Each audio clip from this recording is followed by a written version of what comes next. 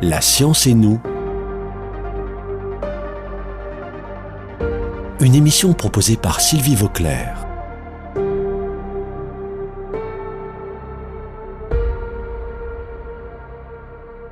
J'ai à nouveau avec moi aujourd'hui Stéphane Guillotot, qui est radioastronome à l'Université de Bordeaux et qui est actuellement président du conseil d'administration de l'IRAM, l'Institut de radioastronomie millimétrique, dont nous vous avons parlé la semaine dernière, qui a son siège à Grenoble.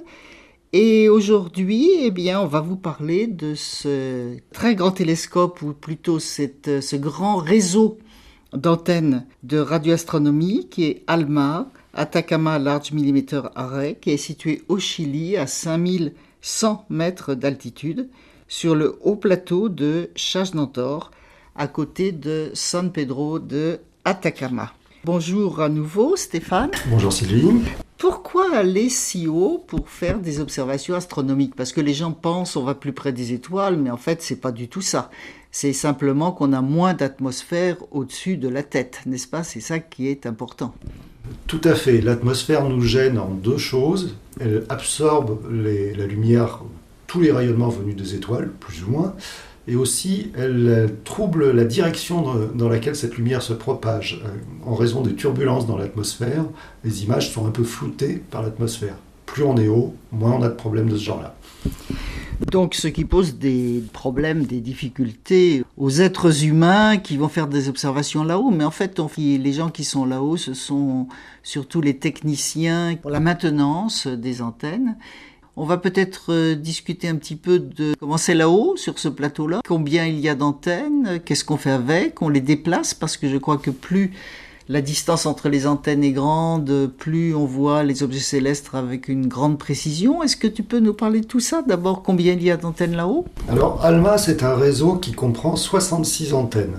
Il y en a 12 de petite taille, entre guillemets, 7 mètres de diamètre quand même, et toutes les autres ont 12 mètres de diamètre, donc sensiblement plus grandes. Ces antennes, on est capable de les bouger sur des distances qui vont de l'ordre de quelques centaines de mètres jusqu'à 15 km entre les antennes les plus éloignées. Et au fur et à mesure du temps, on déplace les antennes pour explorer toutes les distances possibles entre les deux extrêmes.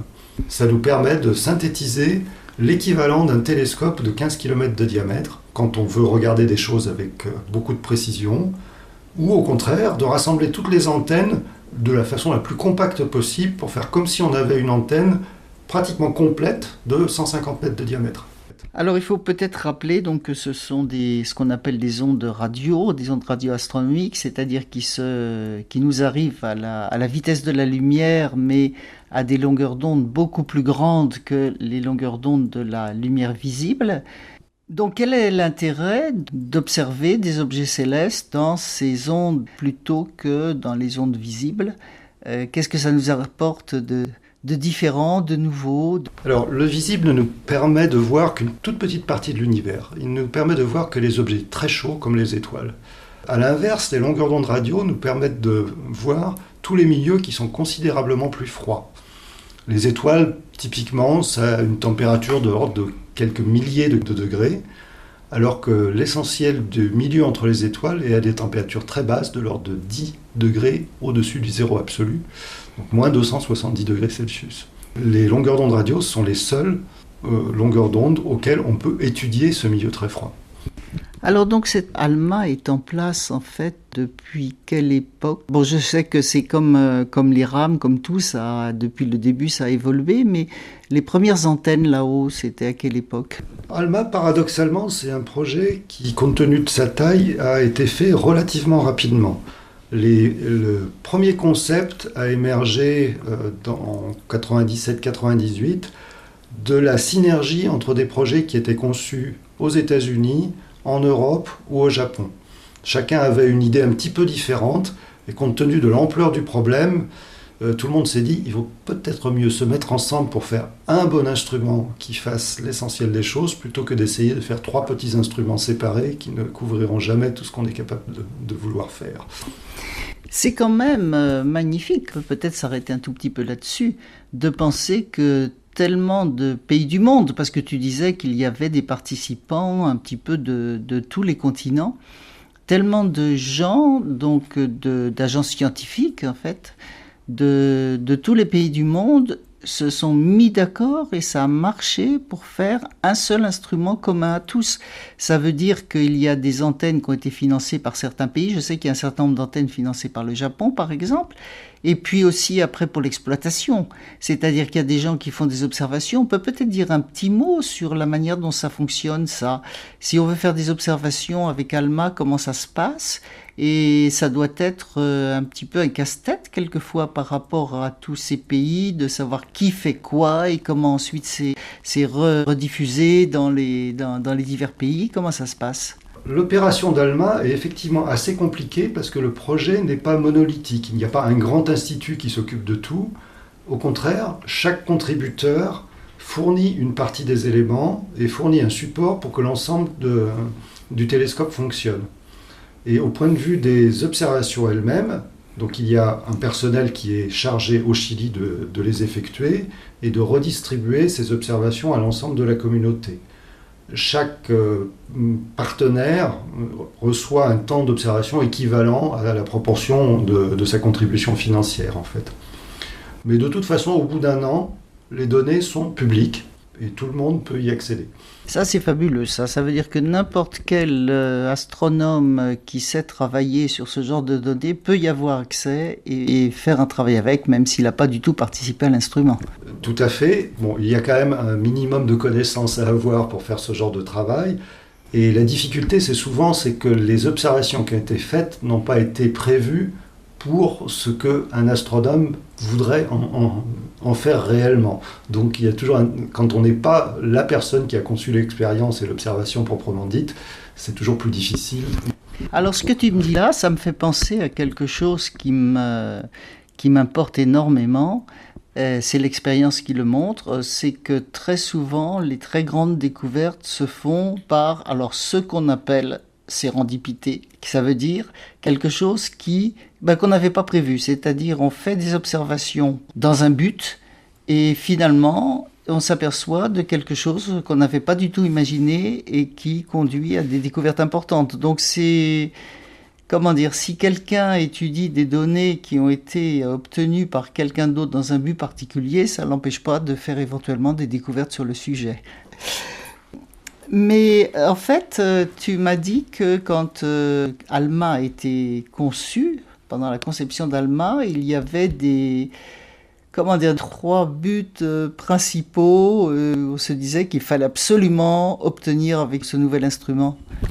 Effectivement, pour concevoir l'instrument et donc transformer l'idée des astronomes d'un grand télescope en quelque chose de concret, on s'était fixé à l'époque 3 objectifs bien précis. Le premier, c'est la capacité d'obtenir l'image d'un disque autour d'une étoile très jeune, un disque où vont se former des planètes, avec la précision suffisante pour savoir comment les planètes se forment.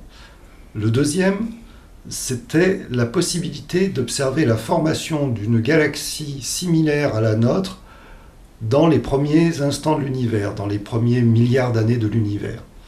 Et le troisième était un peu plus générique, c'était d'obtenir des images de la même qualité que celles des meilleurs télescopes optiques, mais cette fois en longueur d'onde radio. Donc l'étude de la formation des jeunes galaxies comme la nôtre, l'étude de la formation des systèmes planétaires.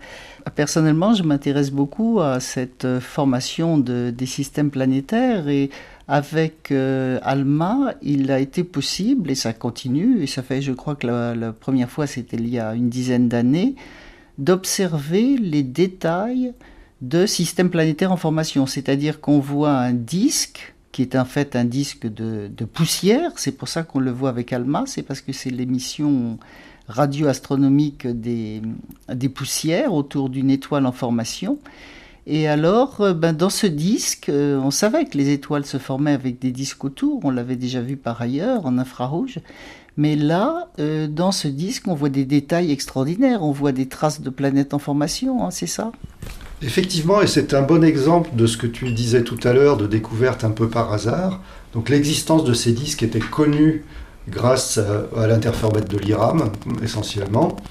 mais on n'avait pas suffisamment de détails sur la structure de ces disques.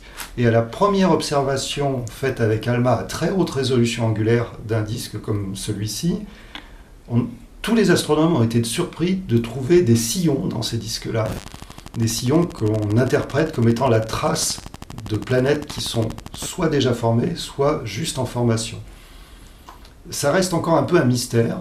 On ne sait pas si tous ces sillons sont liés à des planètes.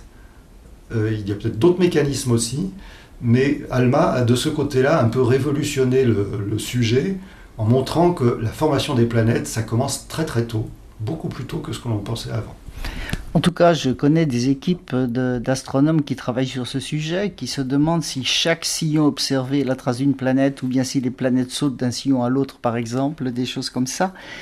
Ce qui est sûr, c'est qu'on avance énormément dans la compréhension, on peut dire dans la compréhension aussi de la formation du système solaire, parce que notre système solaire et la Terre avec les autres planètes se sont formés de cette manière-là, dans un grand nuage de gaz qui s'est condensé en tournant et qui a formé une étoile avec des planètes autour.